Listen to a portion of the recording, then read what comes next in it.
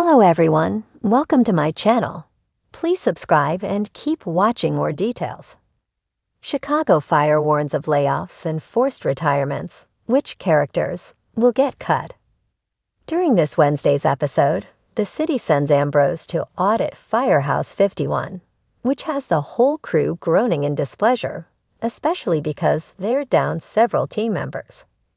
Severide and Stella get called to the hospital, where a woman is in labor and has chosen them as the baby's adoptive parents, but ends up changing her mind. Meanwhile, Pascal is taking the day off. Carver is still part-time until he completes his recovery program, and Violet and Novak are assigned to an event at the convention center. Ambrose rides along with Engine to their rescue call, timer in hand, and proceeds to clock everything. Back at the firehouse, he questions Herman's backup plan. Redundancy is the thief of efficiency, he says, to which Herman counters that they wouldn't be having this conversation if he was first responder. As critical as Ambrose is of 51, they still come to his help when he passes out from heat exhaustion.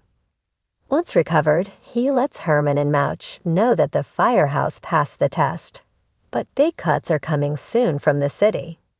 They can expect layoffs and forced retirements, with probationary and older firefighters the first to go.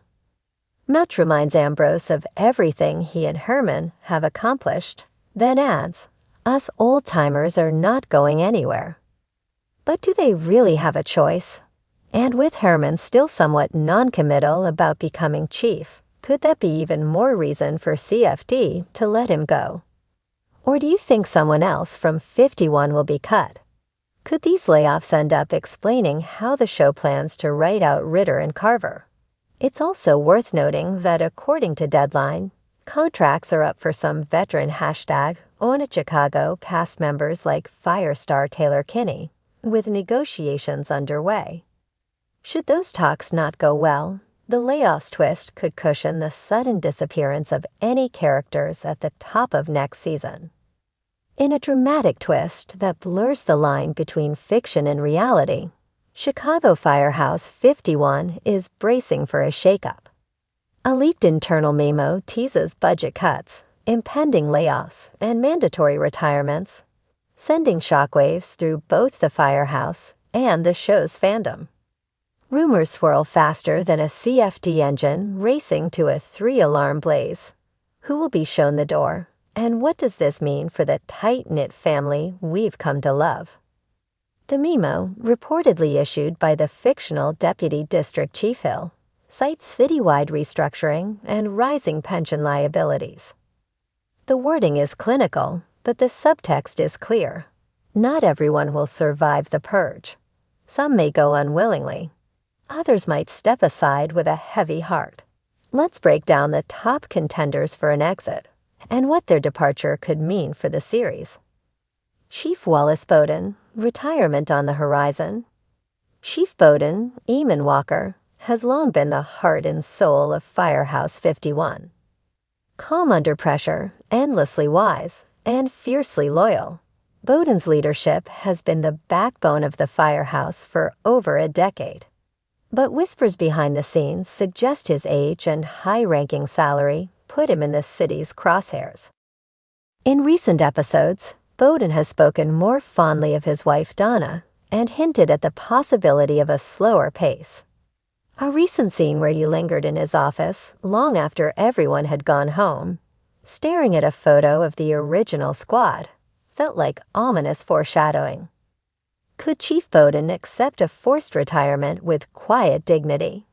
Or might he go out fighting for his crew, sacrificing himself to protect someone younger from being cut? Christopher Herman, the reluctant veteran. David Eigenberg's Christopher Herman is the gruff but lovable father figure of Truck 81. With his signature sarcasm and sharp instincts, Herman represents the blue-collar core of the firehouse. But after decades on the job and multiple near-death experiences, even the toughest firefighter has to wonder, is it time? Fans have noticed Herman moving a little slower this season. The heart attack scare 2 years ago, the increased focus on Molly's, and most notably, a quiet moment he shared with crews where he said, "You've got a young crew here now. Maybe it's time for some of us old dogs to step aside." Would Herman ever leave on his own terms? Maybe, but not without one last big act of heroism, a signature send-off worthy of his legacy. Sylvie Brett.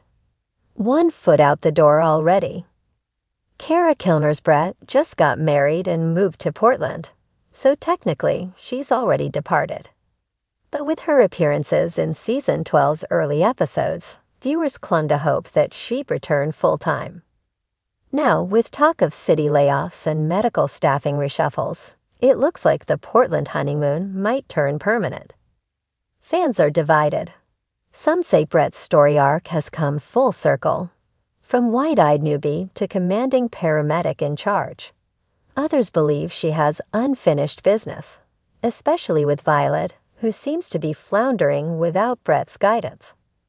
The show could surprise us with a last-minute return. But if cuts are coming, Brett's name is already halfway off the roster. Mouch, fate left in the balance. Mouch, Christian Stolt, has always been a wild card. From comedic relief to unexpected hero, he's worn every hat in the firehouse. After surviving a gunshot wound and openly questioning whether he still has what it takes, many assumed Season 11 would be his last. Yet Mouch made it through, barely.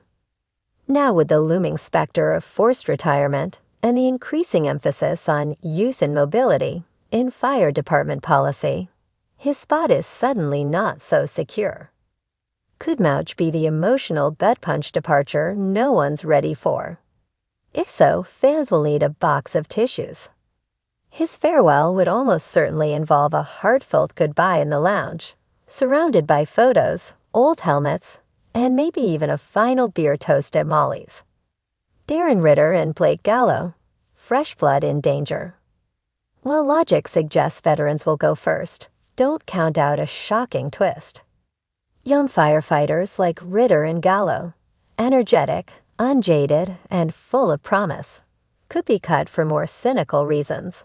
Lack of seniority, political maneuvering, or budget tricks that prioritize pay grade over passion. Gallo has already shown signs of burnout, especially after a particularly tragic call involving a young boy. Ritter, meanwhile, has been unusually quiet, almost too quiet. In shows like Chicago Fire, the calm before the storm usually means something big is coming. Cutting one of the young guns would rattle viewers and send a message that no one is safe. The real-world angle. Fans have speculated that the show's storyline may reflect real-life shakeups. Cast changes due to contract negotiations, scheduling conflicts, or actors pursuing other projects could all be masked within this layoff narrative. It's a clever device, one that allows writers to trim the cast organically while maintaining emotional stakes. Additionally, using a citywide budget crisis as a plot device gives Chicago Fire a chance to tackle timely themes: public funding, union politics, and the emotional toll of serving a city that doesn't always support its heroes. Who should stay? Who should go? That's the question fans are debating across social media. Some argue that losing Bowden would cripple the show's foundation. Others say Herman or Mouch deserves a heroic exit. A few bold fans even suggest it's time for someone shocking, like Severide, to be reassigned or put on leave. No matter what happens, one thing is certain: Firehouse 51 won't look the same when the smoke clears. The final alarm. With every engine siren and dispatch call, Chicago Fire has reminded us what it means to serve with honor, courage, and family. As the threat of layoffs and retirements looms, we're bracing for a season that could change everything. Will it be a graceful goodbye, a fiery farewell, or an unexpected sacrifice in the line of duty? One thing's for sure, when the bell rings, Firehouse 51 will answer. but we may be saying goodbye to one of our own.